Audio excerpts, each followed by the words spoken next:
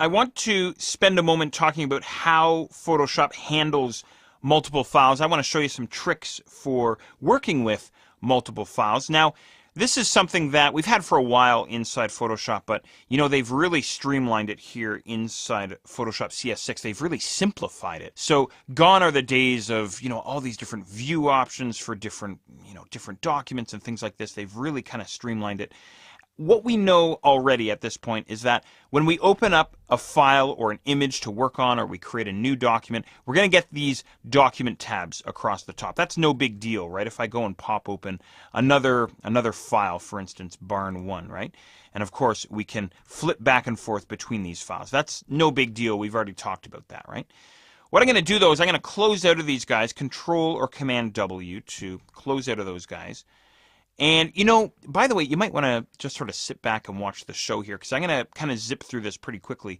What I'm going to do is I'm going to go and change a Photoshop preference, something that I mentioned earlier on. I'm going to pop into the Photoshop Preferences dialog box by using the keyboard shortcut Control or Command K on my keyboard. And then I'm going to head down into the Interface category there on the left. And remember this guy, Open Documents as Tabs? I don't know if you remember that guy or not. I'm going to turn him off. He's turned on by default, right? So I'm going to turn him off, and then I'll go ahead and click on OK. And then I'm going to go and open up another work file. So you can either hit Control or Command O, of course, double click on the gray background if you are indeed following along here. And I'm going to go and grab one of my work files. Again, it doesn't really matter which one you grab. Now this time notice that we don't have tabs across the top. We just have sort of this horizontal title bar running right across the top of the image. This is more of a traditional Photoshop view, by the way. So I can grab this title bar and I can drag him around, wherever I want inside the Photoshop interface. Notice, though, of course, that he's covering up some panels or perhaps even the toolbox, which does make it a little bit tricky sometimes when you're trying to find a specific command or panel. Now, what I can do with these floating windows, by the way, and let me get a couple of these guys open so you can see how this sort of behaves. I'll go ahead and grab Barn1. There now we're going to have multiple floating windows, something like this, right? So I can move back and forth between my images, which is really handy. But let me show you this. I'm going to go and close out of this guy. I can actually take this floating window and dock him into the Photoshop interface as a tab, as a document tab. And I can do so just by grabbing the document title bar here across the top and simply dragging him up towards the top of the Photoshop interface. See the blue rectangle that we get? Same blue rectangle that we saw when we were docking panels earlier on, right? I let go with my mouse, and now this guy is locked into the Photoshop interface with a document tab. So even though Open as Document Tabs is turned off in the preferences, I can still make use of them inside Photoshop, which is pretty cool. Now, let me show you something else that we can do here. I'm going to go ahead and close out of this guy.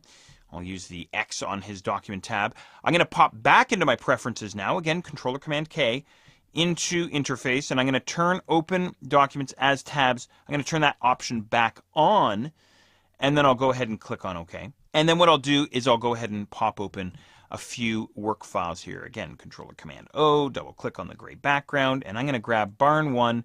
And I'll also grab Barn2 as well. I'm going to open up multiple files. And by the way, I grabbed multiple files by holding down either Shift or Control or Command. That will work for you. And then I'm going to pop these guys open. And of course, we're going to wind up with two document tabs at the top. No big deal. These guys are opening as document tabs because I set the preference. I turn that preference back on, right? No big deal. But now what I can do is I can take these document tabs and I can actually drag them away as if they were a panel inside Photoshop, and when I let go with my mouse, now I have a floating image window. So right now what I have is a combination of a floating image window and a document tab. The original Barn1 work file is still open in the background there, so I could perhaps do some work here on this guy, and then I could head back down to this guy and do some work down here. But alas, how do I get back to my other work file? He's gone now. Well, I can always head to the Window menu and then look for my work file. There he is, Barn2, pop him back open. And of course I can redock this guy just by dragging him back up into the top of the Photoshop interface. So I think it's important to go over this stuff to really make sure you understand what's going on so you're not losing any files, you're not going, hey, where did Barn1 go? I did have him open a moment ago, but he's gone. What happened to him? Or I can take Barn2 and I can float him as well, and I can have both of these These guys floating one on top of the other if I were so inclined, something like this if I wanted to, right? It all depends on how you like to work. That's, again, it always boils back to that, doesn't it? But again, they've really made great strides, I think, here inside Photoshop CS6 to simplify this entire process. And I hope you find it fairly straightforward.